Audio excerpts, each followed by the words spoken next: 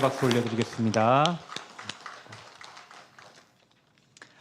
성경 봉독하겠습니다. 오늘 주시는 말씀은 출애굽기 3장 1절부터 8절까지 말씀입니다.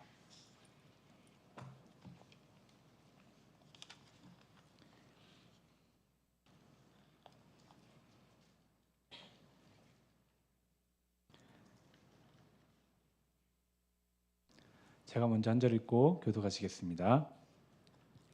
모세가 그의 장인 미디안 제사장 이드로의 양떼를 치더니 그 떼를 광야 서쪽으로 인도하여 하나님의 산 호렙에 이르매 여호와의 사자가 떨기나무 가운데로부터 나오는 불꽃 안에서 그에게 나타나시니라.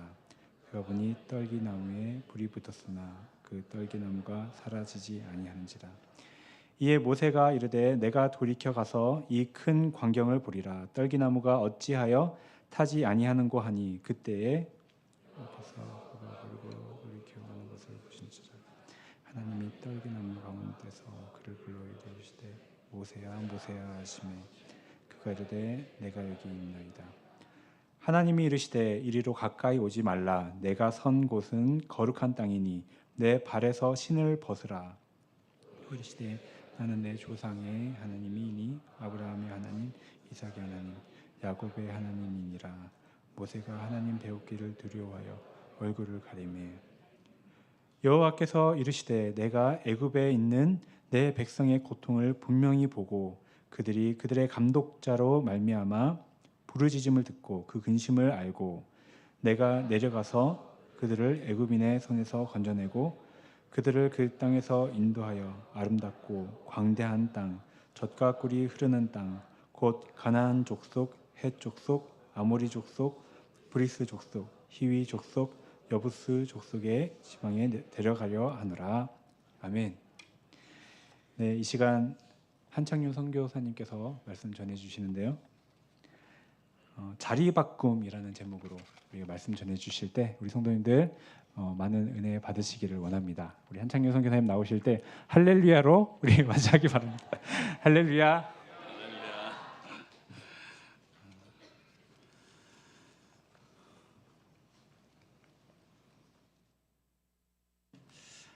감사합니다. 또 이렇게 귀한 주일 아침 또 사랑하는 성도님들과 같이 귀한 예배 드릴 수 있게 돼서 너무나 감사하고요. 또 귀한 말씀 같이 나눌 때 하나님의 큰 은혜가 임하기를 기도하겠습니다. 오늘 우리가 하나님 말씀을 대하기 전에 우리가 정말 하나님 앞에서 감사해야 될 것이 하나 있는데 그것은 다름이 아니라 우리 민족의 언어로 된 성경이 있다라고 하는 것은 참으로 감사한 일입니다. 왜냐하면 아직까지도 자신의 언어로 된 성경이 없는 그러한 민족이 아직도 너무나 많이 있다라고 하는 것입니다. 내가 이해할 수 있는 언어로 성경을 읽고 보고 또 깨달을 수 있다라고 하는 것은 하나님의 큰 축복입니다. 감사한 것은 지난주에 우리 담임 목사 네 분께서 우리 달라스 연합교회를 대표해서 말레이시아에 있는 세마이족 성경 봉헌식에 참석하고 계십니다. 저희도 지난주 금요일 날 이 본당에서 줌으로 성경 봉헌식에 같이 실시간에 참여했는데 참 감동의 순간이었습니다.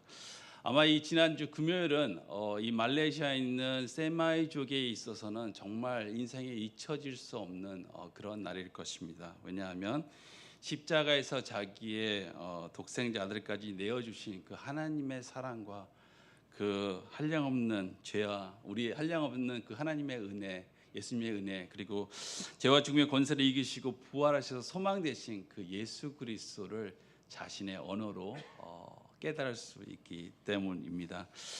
감사한 것은 우리 달라스 연합교회가 지난 10여 년간 우리 이상민, 조효진 선교사님들을 그곳에 파송하고 또 동역하고 기도함으로 해서 그 귀한 사역에 우리 모두가 같이 동참하게 된 것이고 또 그 기쁨을 우리 모두가 같이 나누게 된 것입니다.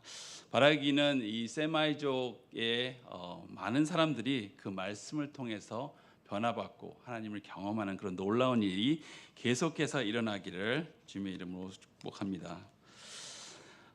작년 10월에 13년 만에 미국에 다시 돌아오면서 이제 이삿짐을 정리하다가 옛날에 써놨던 이제 컴퓨터 파일로 되었던 정리해놨던 책 한 권을 이렇게 보게 되었습니다. 오래전에 읽었던 책인데 이 J.B. 필립스라고 하는 목사님이자 성경 번역가이신 분이 쓰셨던 책 중에 Your God is too small, 당신의 하나님은 너무 작습니다라고 하는 책이 눈에 들어왔습니다. 그때 그 쓴 글을 보니까 그분이 하시는 말씀이 오늘날을 살아가는 이 자칭 크리스천이라고 하는 많은 사람들은 내면의 불만족 가운데 살아갈 뿐만 아니라 하나님에 대한 믿음조차 또 기대 없이 살아가는데, 그것이 그들이 악한 것을 구하거나 아니면 이기적인 것만을 추구하는 것이거나 또는 구시대적인 사고 방식으로 살아가는 것 때문이 아니라 이 말씀 가운데 역사하시는 그 하나님을 진정으로 만나지 못했기 때문이다라고 이야기하고 계십니다. 마치 우유를 마실 수 있는 어린아이와 같이 우유만 마실 수 있는 어린아이와 같이 우유에만 만족하고 살아간다라고 하는 것입니다. 이제는 우유에만 만족하는 것이 아니라 영적으로 성장해서 딱딱한 음식을 씹어 그 맛을 느낄 수 있는 어른으로 성장해야 된다라고 도전하고 있습니다. 저는 이분이 그 글을 쓸 때의 상황이나 아니면 2024년을 살아가는 우리의 상황이나 별반 다르지 않다라고 저는 생각합니다. 오늘날 우리에게도 정말 하나님 아버지를 만나고 경험하는 그 삶이 우리에게 절실히 필요합니다. 그러기 위해서는 우리가 믿는 하나님이 누구이신지 또 그분을 분명히 알고 또 그 우리의 삶 안에서 그분을 만나야 할 것입니다. 오늘의 말씀을 살펴보면 이 80세의 노인이 돼버린 이 모세를 결코 포기하지 아니하시고 끝까지 그 인생을 추적하셔서 만나주시는 하나님의 사랑의 이야기입니다. 우리가 잘 아는 대로 이 모세는요, 이 이집트 고센 지방에서 이방인으로 살아가는 이민자의 가정에서 태어났습니다. 모세가 태어나기도 전에 400여 년 전에 이스라엘 백성은 야곱과 요셉의 삶을 통해서 그의 조상이 가나안 땅에서 이집트의 고센 땅으로 이주해서 살아가는 이민자의 삶을 살게 됩니다. 요셉이 살아있을 때는 총리의 가족이기 때문에 나름 대우를 받고 살아갔지만 세월이 지나서 요셉이 죽고 요셉을 모르는 새 왕이 일어나는 후에는 이스라엘 백성의 삶이 점점 더 어려워지기 시작했습니다. 급기야는 학대받고 고통받는 그런 어려운 삶을 살게 되었습니다. 여러분, 애굽 사회는요, 이 나일강을 위주로 이 농사를 짓는 이런 농경 사회였습니다. 그러다 보니까 이 목축업을 하는 이스라엘 사람들을 가증히 여기게 되었습니다. 그런데다가 이민자 아닙니까? 언어도 다르죠, 얼굴 색깔도 다르죠, 문화도 다르죠, 삶의 방식도 다른 그런 이방인으로 살아가면서 많은 어려움을 겪게 됩니다. 그럼에도 이스라엘 사람들은 하나님의 은혜로 번성하고 강성하게 되자 애굽 사람들이 위협을 느끼고 그들에게 감독을 세우고 또 그들에게 무거운 짐을 지우고 이 바로를 위해서 도시를 건설하도록 힘든 노역을 시키게 됩니다. 출애굽기 1장 13절에서 14절에 보면 이스라엘 자손에게 일을 엄하게 시켜 어려운 노동으로 그들의 생활을 괴롭게 하니 곧 흙 이기기와 벽돌 굽기와 농사의 여러 가지 일이라 그 시키는 일이 모두 엄하였더라. 여기서 엄하다라는 단어는 무자비하다라는 뜻입니다. 무자비하게 노동을 시켰다라고 하는 것입니다. 그럼에도 불구하고 이스라엘 사람들은 점점 더 번성하고 강성해지자 바로가 위협을 또 느끼고 이제는 명을 내립니다. 이스라엘 산파를 통해서 태어나는 모든 히브리의 남자아이를 죽이려고 합니다. 그것이 또 안 되자 이제는 부모들을 위협하여 나일강에 자기의 아이를 던져 버려 죽게 만드는 끔찍한 일까지 하게 됩니다. 여러분, 한번 생각해 보십시오. 자신의 아들을 나일강에 던져 버릴 부모가 어디 있겠습니까? 하지만 자기의 아들을 던져버리지 않냐면 자기가 죽게 되는 그러한 상황입니다. 어쩌면 주위에서 그런 소문들이 막 들려오는지도 모르겠습니다. 길 건너 사는 누구누구네 아들이 태어났는데 그 부모가 아들을 나일강가에 버리지 않다가 바로의 군대가 와서 그 부모를 다 죽였더라. 아니, 그 옆에 있던 누구누구네는 너무 무서워서 눈물을 머금고 그 아들을 나일 강가에 던져 버렸더라. 아마 그런 일들이 그때 당시에 일어나지 않았을까 생각되어집니다. 여러분의 반응은 어떠하십니까? 그러한 상황 속에서 하나님을 경외하고 신뢰하는 요게벳과 아므람은 모세를 석 달가량 숨겼지만 더 이상 숨길 수 없게 되었습니다. 요게벳과 아므람이라고 바로가 안 무서웠겠습니까? 아마 분명히 무서웠을 겁니다. 그럼에도 불구하고 그들은 그 아들을 그냥 포기하지 않았다라고 하는 사실입니다. 하나님께 주신 그 아들을 어떻게든 살리고자 자신의 나름대로 갈대 상자를 만들고 그 안에 역청과 진을 칠하고, 그리고 행여나 혹시나 바로의 딸이 목욕하러 나올까 나일 강가를 주변을 돌아다니며 그 나일 강가에 그 갈대 상자를 띄울 그런 준비를 하고 있었을지 모르겠습니다. 13년 만에 이 미국에 돌아오니까 시대가 많이 변했음을 많이 느끼게 되었습니다. 뉴스만 보더라도 이 테크놀로지가 비롯해서 이 사람들의 생각이나 생활 방식, 또 생활 수준, 또 세상을 바라보는 이 세계관이 너무나 많이 변했음을 느낄 수가 있었습니다. 요즘 세상을 이렇게 바라보고 있으면 때로는 제 자신도 참 무서워질 때가 있습니다. 10여 년 전과는 정말 달리 우리의 자녀들의 삶에는 인터넷과 SNS와 게임과 AI로 인해서 우리가 생각했던 것보다 훨씬 더 깊이 잠식되어 가고 있음을 느낄 수가 있습니다. 물론 저도 많은 시간 인터넷을 사용하고 또 정보도 얻고 삶의 편리함을 온라인을 통해서 즐기기도 합니다. 하지만 우리 자녀들의 삶은 훨씬 더 이보다 더 깊이 인터넷 문화에 젖어 있는 것을 볼 수 있습니다. 앞으로 세상은 더 많은 이유를 대면서 더 많은 시간 테크놀로지와 인터넷을 사용하라고 할 것입니다.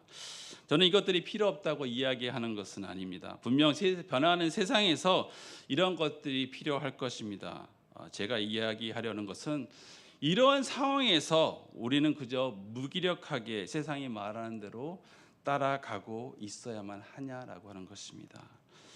우리는 얼마나 우리의 자녀를 위해, 그들의 영적 삶을 위해 갈대 상자를 만들고 역청과 진을 그 안에 바르고 또 그들의 삶을 위해 계획하고 있는지 우리는 반문해야 할 것입니다.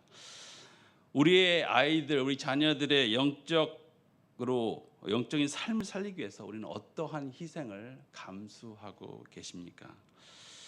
저는 우리 부모님들이 먼저 깨어서 경성하고 기도해야 한다라고 믿습니다. 여러분, 기도하지 아니하고 우리 자녀들 일주일에 하루 이틀 교회에 보냄으로 만족하지 마시기 바랍니다. 영적 싸움은 그렇게 만만하지 않습니다. 우리 부모님들이 먼저 가정에서 또 교회에서 있는 자리에서 간절히 기도할 때 우리 교회도 같이 할 수 있는 것이고, EM 사역자도 유수 사역자도 칠던 사역자도 청년 사역자들도 같이 그 일을 위해서 힘써 일할 것이기 때문입니다. 고난주일 기도회 있습니다. 그런 기도회를 사모하시기 바랍니다. 금요 예배 온 세대가 같이 모여서 기도합니다. 그 기도회를 사모하시기 바랍니다. 여러분이 기도하실 때 우리 자녀들이 더 영적으로 깨어서 하나님의 귀한 일들을 볼 수 있다라고 믿습니다.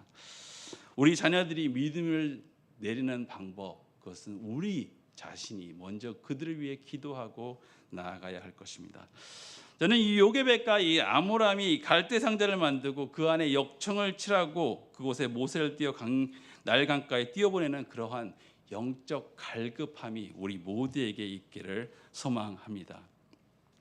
우리는 성경을 알기 때문에 이 모세가 이 바로의 딸에 의해 구출될 것을 알고 있습니다. 하지만 나일 강가에 그 갈대 상자를 띄우는 것 그 자체가 저는 이 하나님을 신뢰하지 않고는 할 수 없는 일이다라고 생각합니다. 왜냐하면 예로부터의 나일강 강가 근처에는요 악어들이 많이 있었다라고 합니다. 그래서 그 갈대 상자를 띄어보낼 때 언제 어디서 악어가 나타나서 그 갈대 상자를 정말 집어삼킬지 모르는 일이기 때문입니다. 물론 그것을 요게벳도 알고 있었을 것입니다.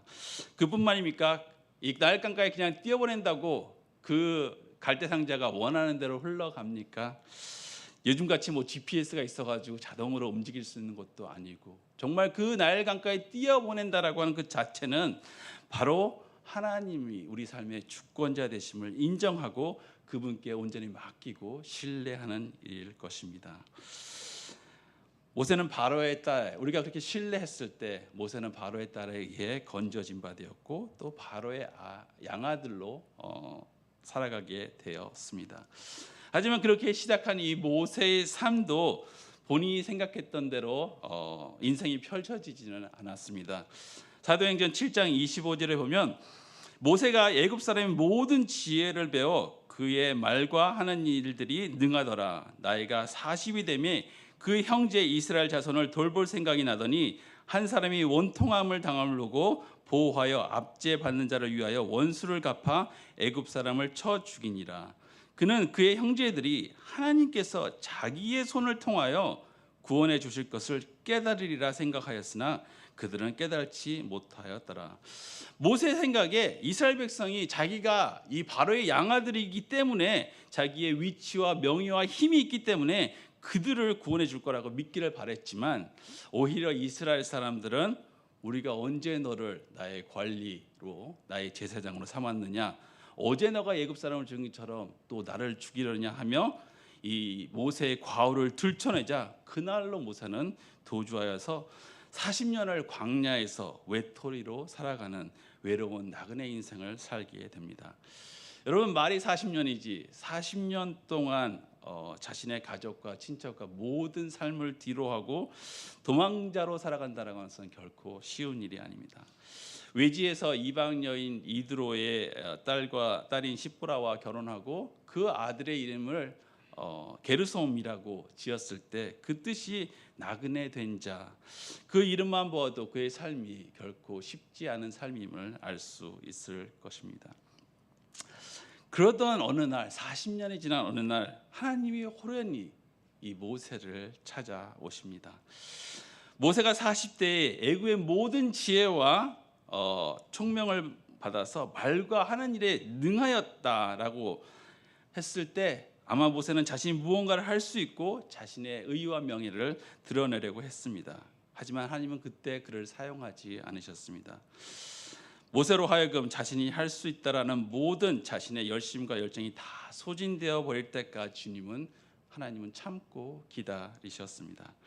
그리고 80대가 된 모세는 이제 나는 아무것도 할 수 없습니다. 나는 말을 못하는 사람입니다. 나는 입이 뻣뻣하고 혀가 둔한 사람이다라고 고백했을 때 그제서야 주님은 모세를 찾아와 주신 것입니다.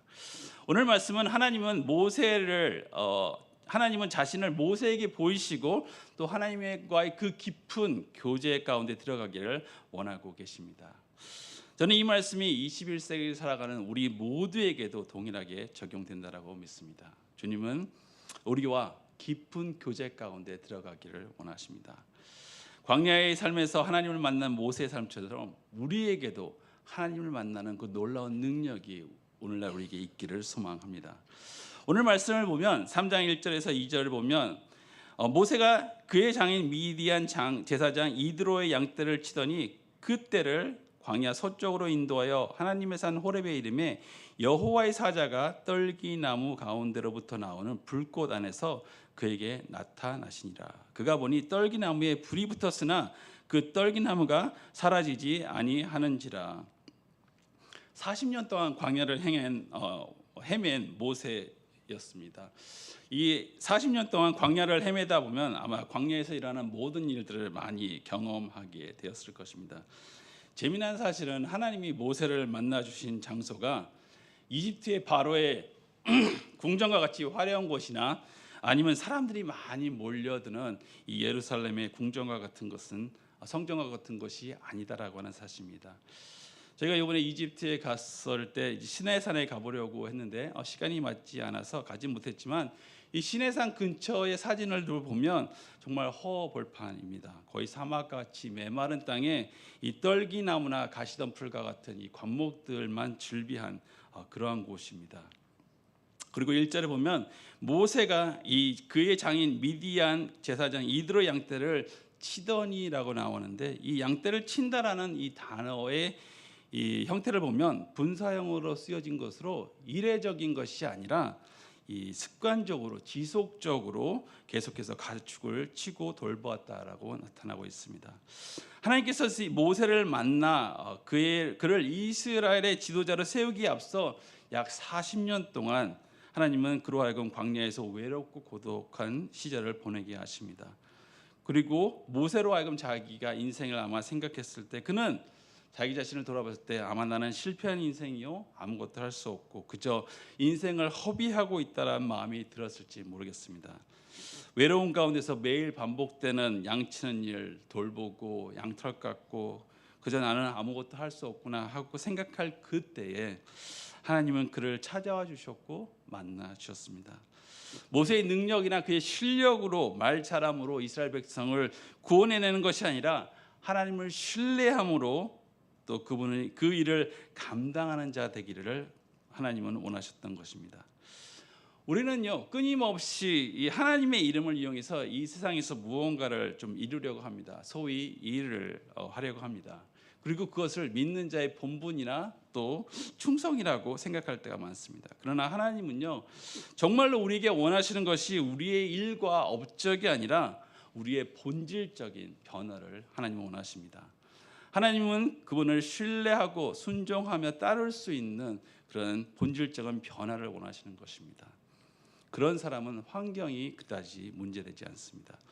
이런 본질적인 변화 없이 그저 위대한 일을 하려다 보니 많은 믿는 사람들은 신앙의 영웅을 찾습니다. 그리고 동경합니다. 그리고 스스로가 그 영웅이 되고자 합니다. 하나님은 신앙의 영웅을 찾지 않습니다. 말씀에 순종하는 자를 찾고 계십니다. 그렇게 순종하는 자를 통해서 하나님 자신이 우리들을 향하여 하나님의 백성을 하여 그분의 기적과 이적을 보이시길 것이기 때문입니다. 하나님은 이 모세의 자신 스스로가 이스라엘을 돌볼 수 없는 자라고 하는 것을 깨닫게 하고 확인시키는 데만 40년이 걸렸습니다. 그리고 나서야 하나님의 일을 맡기셨습니다. 하나님이 이러한 모세를 화려함 속이나 사람들이 많이 몰리는 곳에서 모세를 만나 준 것이 아니라 일상에서 모세를 만나 주셨습니다. 매일 일하는 일터에서 또 가정에서 어찌 보면 매일 드려지는 새벽 예배 가운데서 매일 묵상하는 큐티 가운데서 주님께서 만나 주신 것입니다. 하나님은 그와 같이 매일 양치는 삶 속 광야의 삶 속에서 모세를 만나 주셨습니다. 3절과 6절을 보면 이에 모세가 이르되 내가 돌이켜 가서 이 큰 광경을 보리라. 떨기나무가 어찌하여 타지 아니하는고 하니 그때 여호와께서 그가 보려고 돌이켜 오는 것을 보신지라. 하나님이 떨기나무 가운데서 그를 불러 이르시되 모세야 모세야 하시매 그가 이르되 내가 여기 있나이다. 하나님이 이르되 이리로 가까이 오지 말라. 내가 선 곳은 거룩한 땅이니 내 발에서 신을 벗으라. 또 이르되 나는 내 조상 하나님이니 아브라함의 하나님, 이삭의 하나님, 야곱의 하나님이라. 모세가 하나님 뵙기를 두려워하여 얼굴을 가리매. 여기서 우리가 주목해야 할 것은 모세의 태도입니다. 3절을 보면 모세가 돌이켜 이 큰 광경을 보리라. 떨기나무가 어찌하여 타지 아니하는고 하니, 여기서 돌이켜서 가서라고 하는 이 히브리 단어 수르는요 혼자만 가서 보고 오는 것이 아니라 목자로서 양떼를 다 불러 세우고 그 양떼를 다시 돌이켜 방향을 트는 것을 의미한다고 합니다. 중동 지방에서 떨기나무에 불이 붙는 것은 그렇게 어려운 일이 아니다라고 이야기합니다. 이 불이 붙으려면 3가지가 필요한데 건조하고 뜨거운 날씨, 그리고 오일이 많은 마른 나무가지, 그리고 바람, 즉 산소가 있으면 나무가지가 서로 부벼지면서 자연적으로 불이 일어날 수 있다고 합니다. 아마도 모세가 이 40년의 광야 생활을 하면서 광야를 돌아다니면서 양들을 쳤을 때 아마도 이런 떨기나무에 불이 붙는 현상을 봤을 것이라고 생각되어집니다. 중요한 것은 모세가 이게 또 하나의 불이구나, 또 하나의 떨기나무에 불이 붙었구나 하고 그냥 지나칠 수 있는 그 상황에서 모세는 그냥 지나치지 않았다라고 하는 것입니다. 모든 양떼를 불러 세우고 다시 돌이켜서 그 광경을 보고자 돌아갔다라고 하는 것입니다. 어찌 보면 귀찮은 일이고 어찌 보면 그렇게까지 해야 하는 일이라 하지만 모세는 그 떨기나무에 불이 붙지 않는 광경을 보고자 다시 돌아섰다라고 하는 것입니다. 하나님은 주권적으로 그분의 존재를 우리들에게 드러내실 수 있습니다. 하지만 많은 시간 하나님은 우리로 하여금 믿음으로 반응하기를 원하십니다. 마태복음 2장에 보면 중풍병자를 고치는 사건이 나옵니다. 예수님을 보기 위해서 많은 사람들이 모여들었고 문 앞까지 설 자리가 없을 정도로 꽉 차버렸습니다.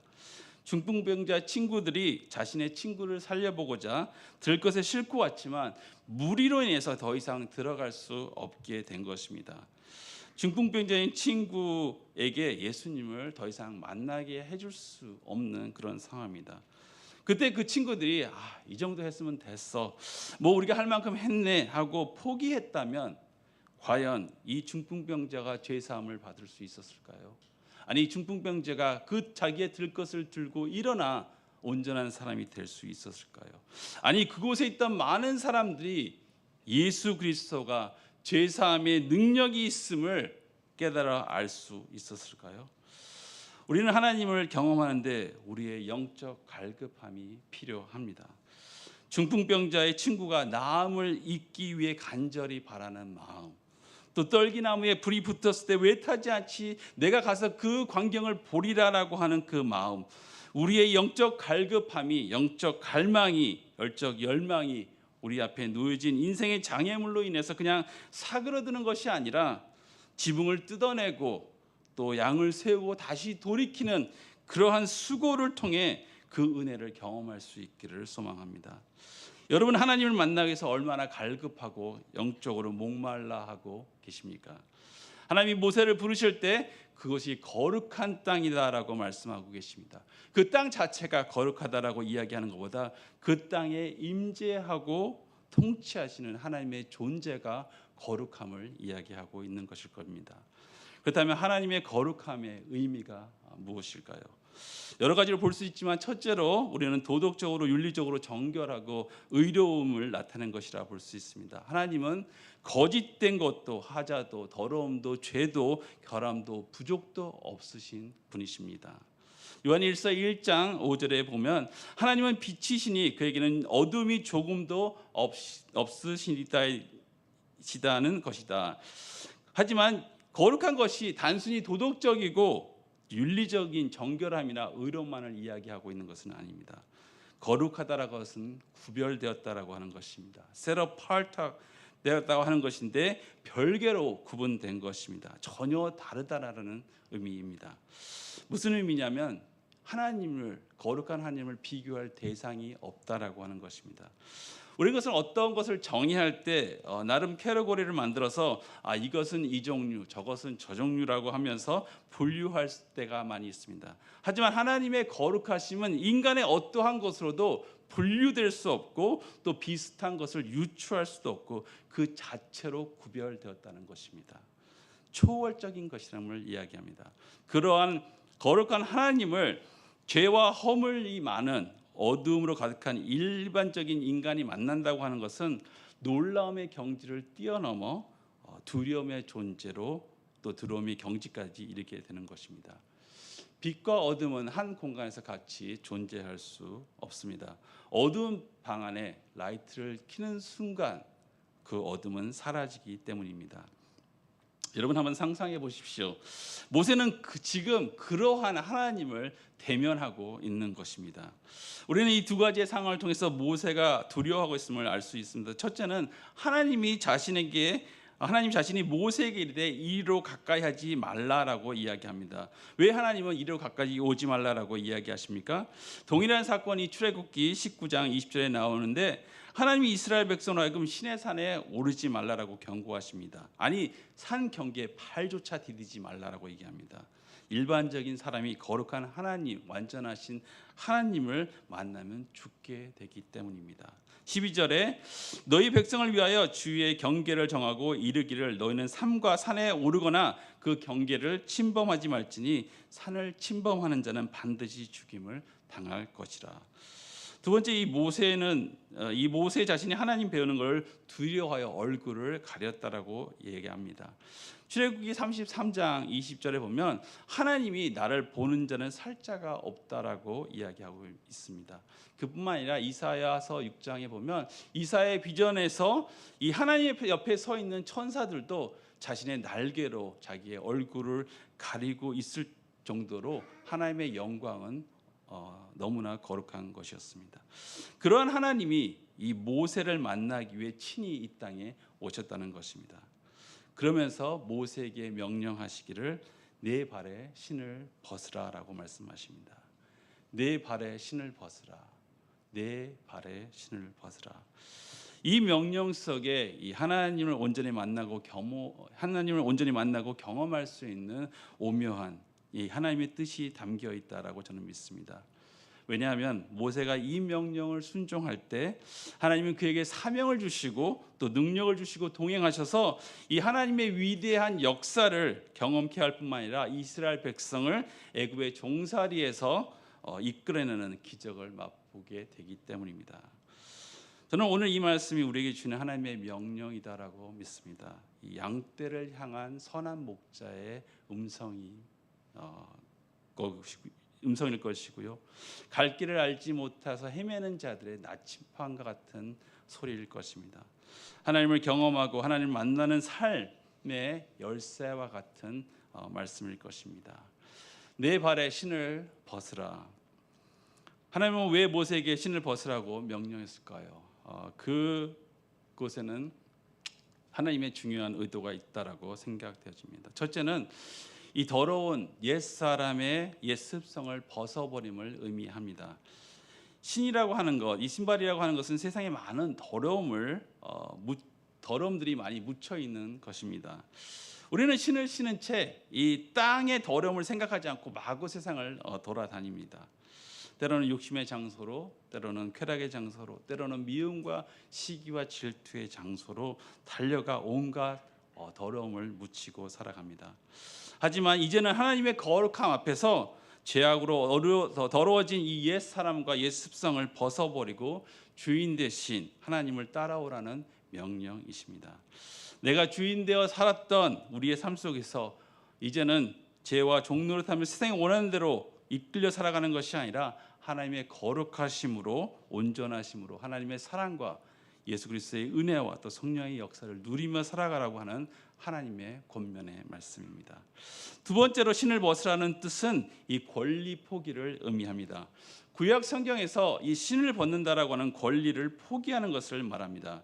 룻기 4장 7절에서 8절의 말씀을 보면 옛적 이스라엘 중에는 모든 것을 무르거나 교환하는 일을 확정하기 위해서 사람들이 자신의 신을 이웃에게 주더니 그것이 이스라엘 중에 증명하는 전례가 된지라. 이에 기업 물을 자가 보아스에게 이르되 내가 너를 위하여 사라 하고 그 신을 벗는지라.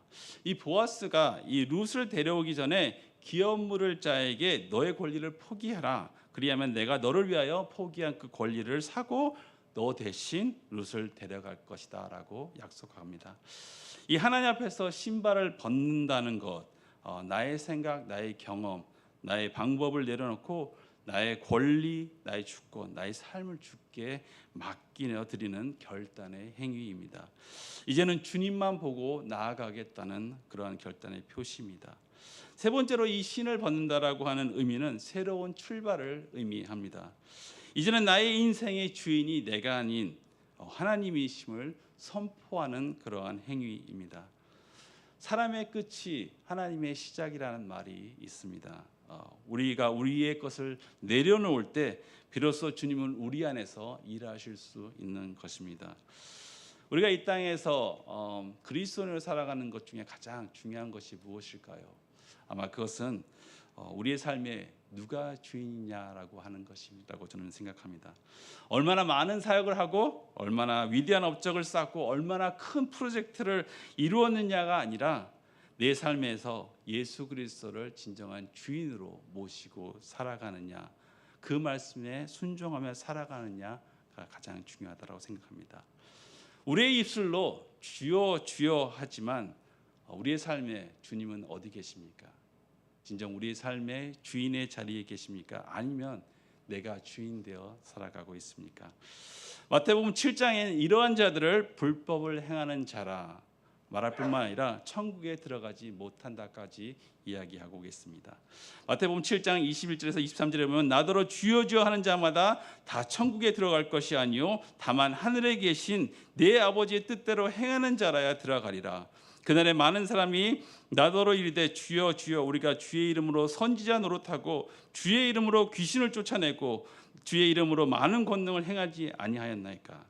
그때에 내가 그들에게 밝히 말하되 내가 너희를 도무지 알지 못하니 불법을 행한 자들아 내게서 떠나가라 하니라.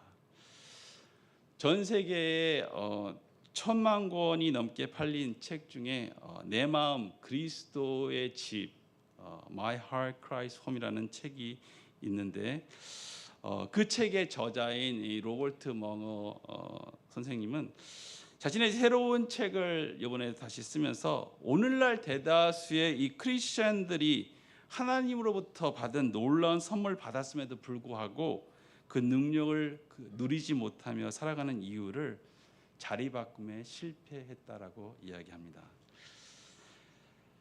우리가 너무나 잘 아는 갈라디아서 2장 20절의 말씀, 내가 그리스도와 함께 십자가에 못 박혔나니 그런 즉 이제는 내가 산 것이 아니요 그리스도께서 내 안에 사신 것이다라고 하는 그 바울의 고백이 여러분의 고백과 동일하십니까? 여러분의 인생의 참 주인은 누구이십니까? 내 삶에서 예수 그리스도를 최우선으로 두는 삶, 그분의 말씀에 순종하는 삶, 그분을 신뢰하고 전적으로 의지하는 삶. 우리가 그러한 인생을 살 때 우리의 인생의 주인은 내가 아닌 바로 예수 그리스도일 것입니다. 오늘 하나님께서는 우리에게 모세에게 말씀하신 내 송곳은 거룩한 땅인 내 신을 벗으라라고 말하고 계십니다. 바라기는 여러분의 삶에서 자리바꿈에 실패하는 자가 되지 않기를 바랍니다. 여러분이 선 곳에서 여러분의 신을 벗고 하나님을 만나고 경험해서 하나님이 이제는 너무나 작은 것이 아니라 My God is too great. 내 하나님은 정말 위대하시다는 고백이 여러분 삶 가운데 임하기를 축복합니다. 우리 같이 기도하겠습니다. 하나님 감사합니다. 내 손 곳은